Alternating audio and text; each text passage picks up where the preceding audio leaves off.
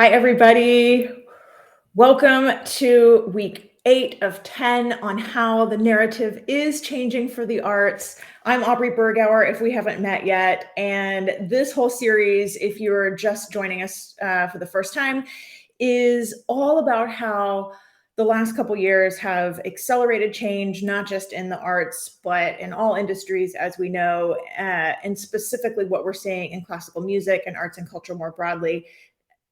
For years, I've been championing change, and we know things are changing for the better. So that's what this whole series is about. Welcome. And this is all brought to you by the LinkedIn Accelerator program. So I want to thank LinkedIn for making this possible, for bringing this content to you. And today's topic is digital marketing, streaming. And as we know, this is, of course, a huge way the narrative has changed for the better during the last couple of years.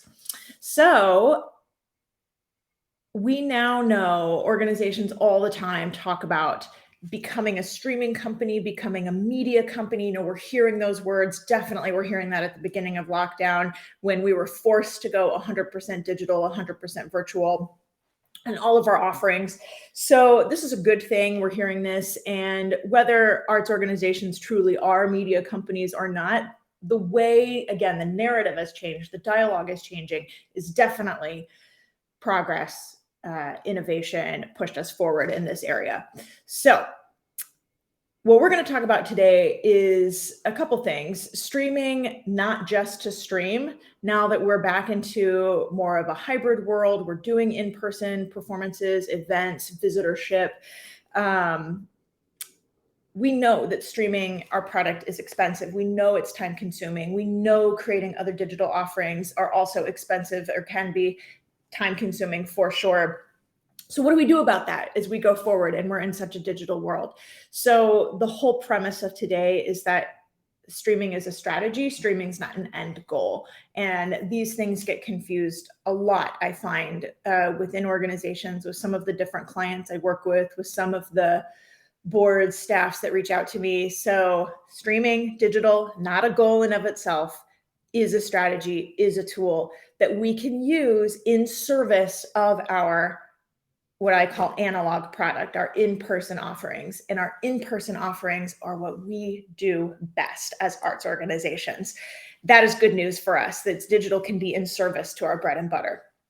So we're going to spend the next 20 minutes or so talking about this. If you think this conversation is helpful and valuable to others in your network, others in the field, please share this. Please share it in your feed. That would be really helpful to get the word out about this conversation. And definitely use the comments, use the chat, say hello, ask questions. I'm going to share some things, do a little presentation, and then come back to the chat to see if there's any questions there and try to address them as best as I can. So with that, I'm going to try to share my screen here. I was a little late in getting this started if you're watching live because I was having some issues with this exact thing. So very ironic that on a session about digital and streaming, I'm having some issues with sharing my content. So let me see if I think I got it working, but let's try here. Okay, share screen, share that display. Let's now, all right, hopefully that's working for you. If, okay, that probably just went away again. If not, then you'll hear me speak and we'll do it without the slides and I can post them separately later, but hopefully this is working. So, okay, talking digital content, here we are. This quote here is from an NYU professor called Scott Galloway, and anybody who's followed me for a while has probably heard me quote Scott Galloway before. I think he's brilliant. And what he says about streaming and analog content both is that loving Fleabag means you are more likely to buy your next toaster analog from Amazon, not Target or Williams-Sonoma. In other words, streaming is what's driving further brand engagement. Amazon's not streaming for their health. Amazon is streaming because they want to sell you more toasters, right? That's what he's saying this is all about. So what does that mean for us? For arts organizations, if loving Fleabag means you are more likely to buy your next toaster from Amazon, then somebody loving your arts organization's streaming and digital content means they are going to book a ticket when they come to your city over all of the other entertainment options available. And if they're local, it means they're going to stay at home, watch online, watch on their phones, but want to see it live when they get off the couch. That's good news for us. In other words, to say this differently, streaming is an entry point for our organization for people not connected to us yet. And it is a driver of brand affinity and loyalty for everyone else. This is good news for us. These tech companies are betting billions of dollars that this is true. Also, they're not betting it. They believe it because of research, data. Everything is pointing to this. So this is not just Scott Galloway pontificating. It's not just Aubrey pontificating. This is completely based, and I could go into it if we have more time, but on why the data is showing this. But that's the idea. It's not streaming as a goal for any of these tech companies. It's streaming to drive other engagement with analog in-person products. Okay. Drive brand affinity, brand loyalty. Only at Netflix, consider this, only at Netflix was streaming ever even part of their core mission. Maybe not their original first mission when they were doing DVDs in the mail, but well before any other tech company got into streaming, only it was Netflix who really had that as part of their mission. So again, it just supports the point that it's not streaming as a goal. Streaming is in service to this bigger strategy. Okay. And at performing arts organizations, as I've said, we have this additional asset that most of the streaming giants don't have. And again, that is our analog in-person experience. Some brands do have this. For example, Disney has the parks. Disney Plus, you better believe they want you to come visit Disneyland. And that's part of the whole reason why they have that streaming service available. Apple has their hardware. Apple is streaming on Apple TV because they want you to buy more MacBooks and iPhones and all of that. Absolutely. Again, driving the analog product. Okay. Amazon just dipping their toe in the water with some brick and mortar stores. We've already given the toaster example. So we're going to look at an example that I think has incredible digital content and an analog experience, a very expensive analog experience that in many ways I think is most similar to the performing arts. And that company is Peloton. So if you're a Peloton fan, raise your hand at your desk or wherever you are right now, even if you're at home. If you're allergic to exercise, that is okay too. You do not have to like Peloton. I know they've been in the news a lot recently. So this is not meant to be a Peloton commercial. This is really meant to be a case study on what they have done well and what we can learn from that. Okay. So I do want to say though, before we get more into this example, I do not think we need to stream 100% of our performances.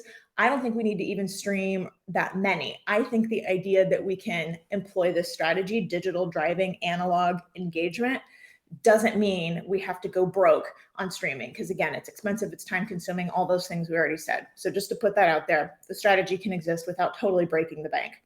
Okay, so pictured here is my favorite Peloton instructor, Robin Arzon. And I'm just going to go down the list of some of these things I think we have in common, arts organizations and Peloton, and some things that we can learn from them. So here we go. Number one, Peloton has incredible talent. Their instructors are so good, whether you've ridden the bike or treadmill or just done like a 10-minute ab workout, their instructors are very good. That is just like us at Arts Organization.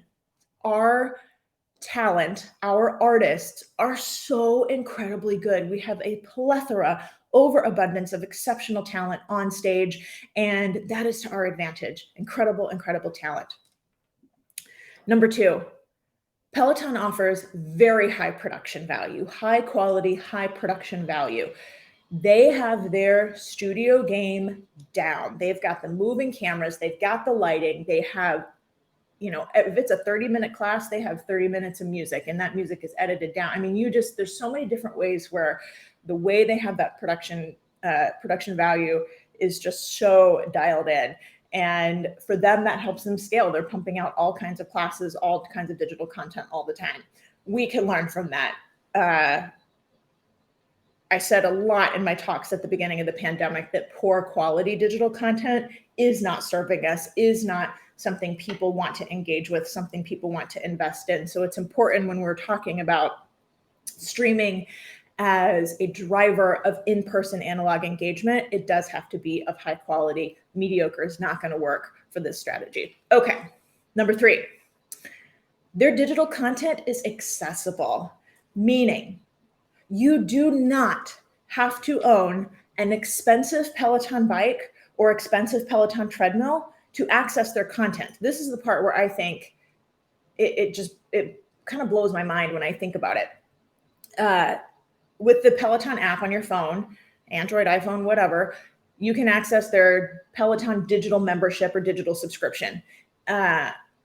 So what that means is you can access their entire catalog of workouts that don't require hardware, meaning you can do yoga, you can do core work, you can do strength training with free weights, you can even do outdoor running. I think, again, here we go, blows my mind. They sell a treadmill, people, and yet they offer this outdoor running content that you can get on your phone without buying that treadmill. I think that's incredibly, I don't know, it sounds counterintuitive, but when I get to the numbers, you'll see it makes sense for them.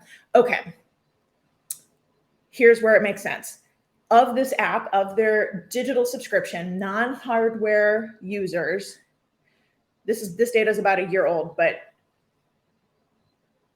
they had about 2 million digital subscribers versus of their hardware bike treadmill owners, 1 million. 2 million subscribers on the digital content only, 1 million buying the expensive hardware. So twice the amount of people are not buying hardware. Okay, so here we go.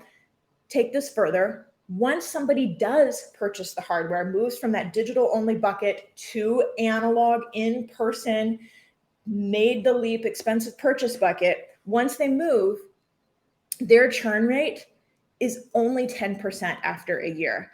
So if you have followed me for probably almost any amount of time, you have heard the stat I likely cite the most is that of our meaning arts organizations and specifically classical music, of first-time attendees, 90% don't come back. I say that all the time about arts organizations. For Peloton, it's swapped. Once somebody does make that purchase of the hardware, of the analog experience, their churn rate is that 90% stay with them after a year, keep their subscription for 12 months or greater. Okay. And then if you're saying, Aubrey, that's not apples to apples, you said first timers and you're talking about their subscribers, fine. Subscribers for arts organizations, about 50% do not renew after the first year. Peloton, 90%. So if that helps as more of a direct comparison, they're still just going gangbusters on how many people they are able to retain with this digital to analog path, user journey. Okay, accessible digital content eventually drives their purchases. They also offer live and on-demand options. Live classes, there's advantages to both. As we know, live classes have a real-time leaderboard. On demand, you get to obviously go at your own schedule. Different people like different things. I think there's something there. I think arts organizations could offer live and on-demand options as well. Next, their digital content drives the analog experience. That's what we've been saying all along. And so to drill down on it a little more here, their digital offering is not just a driver of buying their hardware and equipment. That's the example I gave, but it's also a driver of going to their classes in person. And this got shut down during the pandemic, just like people were not able to go to our offerings in person. But to share a story, and anytime I tell this story, I swear somebody else says, oh my gosh, I did the same thing. Pre-pandemic, I was in New York City, actually for the League of American Orchestras managers meeting for executive directors. This is back when I was still at the California Symphony.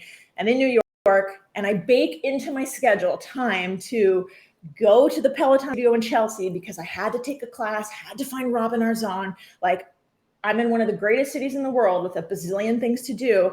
And I booked time into my schedule for a workout. I mean, I've just never been motivated like that to exercise in my life. Okay. So virtual drives the in-person experience. I know that's anecdotal, but like I said, every time I tell that story, I've got other people saying, oh, I did the same thing. So, and their numbers show it too. They're opening more and more studios to offer in-person classes all over the place. Okay. So to get it out of the anecdotal, to add some more stats to this, let's talk revenue breakdown for them. 75% of their revenue comes from those physical analog products. That makes sense. Again, expensive bike, expensive treadmill, that's 75% of their revenue. But yet, I said they have twice as many users engaging with the digital only. The digital is a quarter of their revenue, but it's working to drive that other 75%. That equation, it's not the same for arts organizations because I don't think we can really charge for our digital content. That's a whole nother conversation. But the idea that they're investing so heavily in this thing that's not generating the revenue for them, again, in service to the thing that is generating the revenue, that's the paradigm that I'm just so fascinated with, so enthralled by. Okay, 25% digital driving 75% analog hardware in person. Last but not least, they have promoted their talent on social media. So now we're going full circle back to the top where we talk about our incredible talent, incredible artists. At the end of every class, if you've taken a Peloton class, instructors are not saying, follow Peloton on social media. That's not what they're saying. Instead, they're giving their own personal handles. They're saying, follow me, Robin NYC on Instagram. Okay, they're all doing this. And what's happened is it has amassed an incredible following for those instructors, talent, artists. It's free marketing for them. It's free marketing for them being Peloton. So what are they doing? They're on their Instagram accounts, giving tips about fitness, wellness, talking about their classes, doing what the rest of us do on Instagram and post about our normal everyday lives. They're doing all of that, and it is driving engagement, loyalty, and sales. So here are the numbers. Again, this is about a year old, so it's definitely grown since these numbers I'm about to tell you. But as of, again, a year or so ago, Peloton instructors had a total of about 4.5 million Instagram followers across, 34 or some odd instructor accounts, 4.5 million followers. Okay. Like I said, they're talking about classes, content, their regular everyday lives, all that kind of stuff. Peloton brand account, by comparison, had only 1 million followers. So we can learn from this as arts organizations. We can, and I believe should be, empowering our artists, helping them, producing content, training them. Not every artist wants to do this, I know. Some do, and some would be happy, I think, to benefit from this kind of support from our administrative staffs. And we do that because, again, it's in service to the broader goals of engagement, revenue, ultimately. Okay.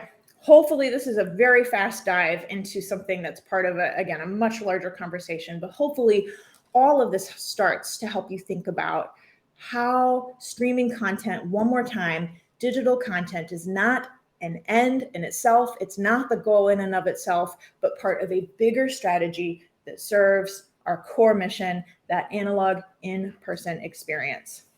So we're going to take some questions now, and if there are questions, let me pull it up. Okay, good. Here, looking at the chat. Oh my God, Jack Hadley, hi. Maria, hi. Lewis, oh God, so many great people. Marielle, great, awesome. Marielle took Scott's class. That's so awesome, cool. Okay, question. Lewis says, how do you suggest managing the high costs for streaming in performing arts organizations? Oh boy, okay, this is tough. So for unionized, I'm thinking orchestras here, but opera companies as well, this would fit, theater companies, AGMA artists. This is tough because our union rules really drive a lot of these costs. This is why I think that we don't have to do tons of streaming. That's one reason I should say. I don't think we have to do tons of streaming. I think that with the current structure, and I'm talking now, I'm getting into the some real shop talk in the weeds, but with the integrated media agreement for orchestral musicians, those rates are prohibitively high for almost every organization, no matter the budget size. So what can we do? I don't think we need to give the whole thing away for free to our audience. I think that we can stream, maybe we stream the overture of a concert and that's it. That helps with the costs. Maybe we can stream, I'm trying to think what else, just a few concerts a year. We know what kind of programming is popular. We know what really sells. Maybe if it's a sold out concert or a very full concert, that's a good prospect to then be able to stream because a ticket isn't available for somebody to come in person anymore. So I think there are a couple ways to bring the cost down. It's tough though. I'm not going to lie. It's tough, especially for organizations working with unionized artists. My hope is that over time, these conversations will evolve and change if we get this is now a broader pontification on our union relationships, but I think if we can eventually show that this strategy is the strategy, we do this online content in service of greater in-person engagement, and that's where the money lies. Hopefully, maybe this is pie in the sky thinking, but hopefully we can bring our artists along to help understand that, no, we do want more money in their pocket. We do, but it's not coming from the stream itself. Okay, enough of my soapbox on that. Lydia says, agree with not charging for online content, but donations and pay what you see fit could work. I'll pause right there and then I'll read the rest of what you said. Yes, there is some data, some case studies, definitely over the last 2 years of the pandemic, saying that some of the pay what you will experiments, pilot projects organizations have done have been very successful, very lucrative. So yes, pay what you will, definitely an option. I do believe with streaming, this gets pretty nuanced, asking for support. I don't think we want somebody who's made maybe it's somebody's first engagement with us is watching a stream online for free. Making the leap to asking for a donation to that type of person, I think is just that. It's a pretty big leap in engagement. But what I do think we can be doing on our streams is really banging the drum, performance metaphor, really banging the drum that it takes donations to support this work. To me, that's a big shift. We're in a subtle but big shift in messaging. We're telling our audiences we need support to make this happen. So we're planting the seed so that hopefully down the line, they are primed for that ask when it does come, after they've bought that in-person ticket, later after they are a subscriber. This now gets into patron journey and all of that, but hopefully that makes a little bit of sense. Okay, rest of your comment. I think some arts organizations classify themselves as only presenting when they've actually always been in the business of producing. Totally agree. It's a mind switch. Yes, I do think audiences will pay for direct access to artists in terms of live discussions. Yes, I think that's totally different. And I think this goes right back to incredible talent and leveraging that. So yeah, I like the way you're thinking there. Okay. Mike says, what about leaning into educational programming, which is based on excerpts or demonstrations that might be less expensive? Ooh, Mike, we should have a whole nother live on this topic. I love it. Okay. In short, whereas I do a whole online class on this exact question, really. The short version is, whereas I think we cannot charge for streaming performances, where I think there's big money on the table. And actually, oh my God, the next week we're talking about this in next week's live. There's big money on the table for charging for educational content. This now gets into the intersection of the disruption in higher ed that's happened over the pandemic. And anybody who knows, college students were not happy to be paying the same, tens of thousands, 50 grand tuition bill or higher, or whatever it is to do Zoom school. Like that disruption, insert opportunity for us as arts organizations. And there are many examples of organizations that have offered online education and have been able to charge. Now, why is that profitable when streaming an orchestra performance or opera performance, for example, isn't? Because of scale. 80 musicians on stage, union agreement, lots of cameras, that's very expensive. One instructor streaming to X infinite number of people who can watch online, you can charge very little for that and make a profit very quickly because you're only paying one person on the other end. So that's a simplified model, but we are going to talk about this more next week. Could totally be a whole nother It is literally another class I offer on this exact strategy. So I love it, Mike. Okay. I can't see the name of this comment for some reason, but which platforms are interesting for classical music? I'm not totally sure what you mean by that. Which platforms are interesting? I don't know if you mean to consume or to stream. I'm so sorry. If you want to chat more, I can follow up afterwards. Okay, let's see. Steven says, we need to connect as we've been helping Dallas Opera, SF Ballet. Yes, yes, yes, yes, yes. Okay, let's talk about it, Steven. Love it. Zephrine says, educational farm content is my jam. Yes, Zephrine, love it. Okay, all right. Well, oh, Apple Music, I see. I think that's personal preference, talking about what platforms are interesting. I think it's about the user. Like, we don't get to decide what people want to enjoy. And I don't know. I don't know if this is really what the comment is getting at, but I think, you take Spotify, for example, and we know artists of any genre are not making money unless you're, a giant mega artist and getting a zillion streams. But other than that, artists are not making a lot of money off of Spotify, and that's completely disrupted. Same thing with Apple Music, pick a streaming service, but that's completely disrupted the model from CD sales, record sales before that. And so this gets into a whole nother, we can do a whole other live session on this too, but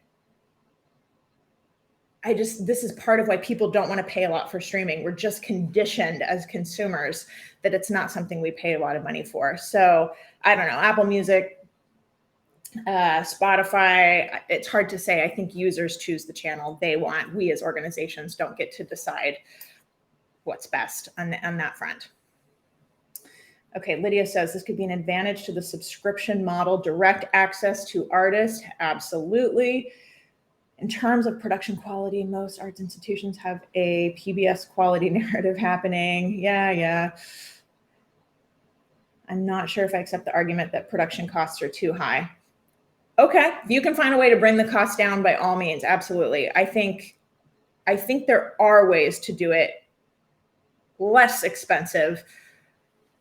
And I'm not a production expert, so maybe other people know things that I don't know. So I will concede to that for sure. Okay, Mike says, in the 2 classical releases I've assisted on, we had many more streams on Apple Music than any other platform. Yeah, interesting. I wish I knew more about this. I think that's really, really interesting. Mariel says, much of our digital audience is brand new to our company and have never come live. What's the best way to introduce them and ease them into our analog product? Yes. Okay, here we go. This is now the second part of the strategy. How do we get them to convert? A couple things. This goes back to streaming just to stream, not a great idea. So what's happening when organizations are streaming just to stream? They're not tracking these people. And I've seen so many organizations say things like, we had X thousands of people watch our stream, and that's more than we've ever had before. And they're so happy with that. That's not something to not celebrate. I mean, we want people obviously to engage with us and have brand awareness. So that is a positive thing, but it's not maximizing in the way that we could. So to your point, Mariel, how do we do that? I think there's a couple different ways. 2 I'll share come to mind instantly. One is tracking cookie. We have got to be putting those cookies on our website. If we're streaming to YouTube or whatever platform, there are definitely ways we can track those users too. And we have got to be remarketing to them. If they engage with us, they get the ad on their phones saying, come to the in-person performances. It's like digital marketing 101, right? We have got to be doing that. And so many arts organizations are not, and I'm not sure why. Number 2, another way to do this is, while we don't put up a paywall necessarily, we put up an email capture. So, and I do know some organizations that have very successfully grown their email list by doing it this way. So watch the stream for free, but you got to insert your email. Well, then when we do that, we've got people opting in to receive those email communications, and email still remains an incredibly effective sales tool. Sometimes I don't know why, as somebody who is so tired of solicitations and emails in my inbox, not just from arts organizations, but every brand under the sun, but yet the data shows it is still effective at driving those click-throughs, driving those purchases. So 2 ways right there: tracking cookie with digital ads, email list if we're going to put up not a paywall, but what's the word? An email stop to collect that email. Great. Okay. I see the questions and comments dying down. We're pretty much at the end of our time anyways. So I really love the engagement from this group. I appreciate you all so much. This has been a lot of fun. I love the interaction. So to wrap up, let me just say a couple things. One, thank you all, not just the ones who are live here now, but if you are watching this online later, I'm so glad you're here as well, part of this conversation, part of this dialogue. And one more time, I want to thank LinkedIn and the Creator Accelerator Program for making this possible. These topics over these 10 weeks are so important to the work we are doing on stage and off stage at our arts organizations all around, not just the country, but the world. We've had a lot of people from all over watching. So thank you to LinkedIn for really making that possible. And one more time, share this. If you liked what you heard, share it with others, share it in your feed. That's important to furthering this conversation, helping our institutions be more strategic with our digital offerings. And follow me if you're not already. We have 2 more weeks in this series. So if this came into your feed via somebody else, not because you're following me already, please hit that profile, hit the bell if that's an option for you to be notified when I post. There is a hashtag to see all the past videos in this series. If you click on hashtag, the narrative is changing, which is in the description link for this stream. It'll bring up everything we've covered over the past few weeks.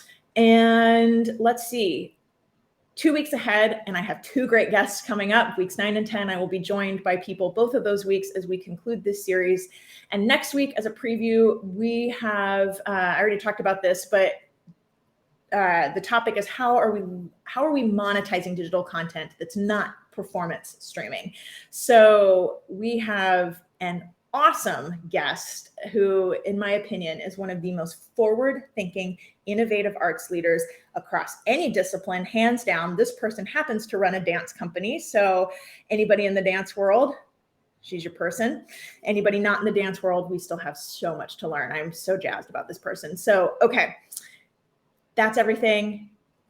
I'll see you next week. 2 more weeks of this. Bye, everybody.